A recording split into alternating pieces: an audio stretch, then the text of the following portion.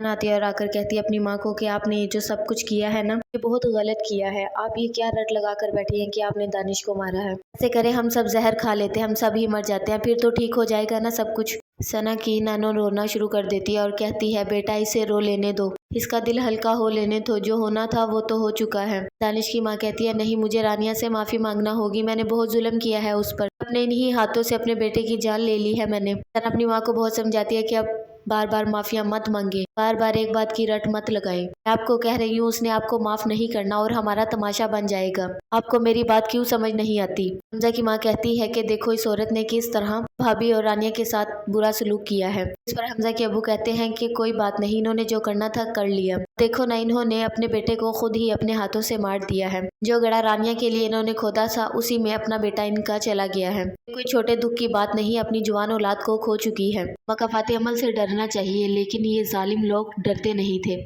जो होना था वो हो गुजरा है, लेकिन अब भाभी और रानिया को हमें सहारा देना होगा। हमजा फिर सोचता है और कहता है कि दानिश पहले बहुत अच्छा था, एकदम ही वो बहुत नेगेटिव हो चुका था। पर उसकी माँ कहती है हाँ बहुत हासिद हो चुका था, इसीलिए हासिद लोग ना तो खुद खुश रहते हैं ना ही किसी दूसरे को खुश रहने देते हैं। रानिया भागते हुए आती है और आकर अपनी माँ को बताती है कि बाहर बातें हो रही हैं। दानिश की माँ अपने गुनाह का इतराफ कर रही है और कह रही है कि हाँ मैंने झूठ बोला था, उस दिन चोर आए थे तो कुछ नहीं हुआ था।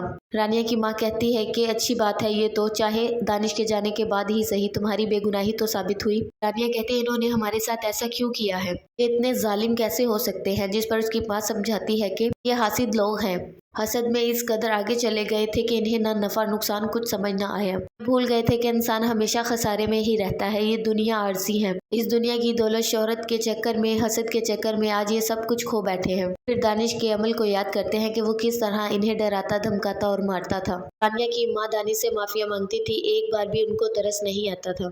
दानिश रानिया को कहता था मैं तुम्हारा मुंह जला दूंगा। रानिया कहती थी हाँ जला दो, मुझे कोई फर्क नहीं पड़ता।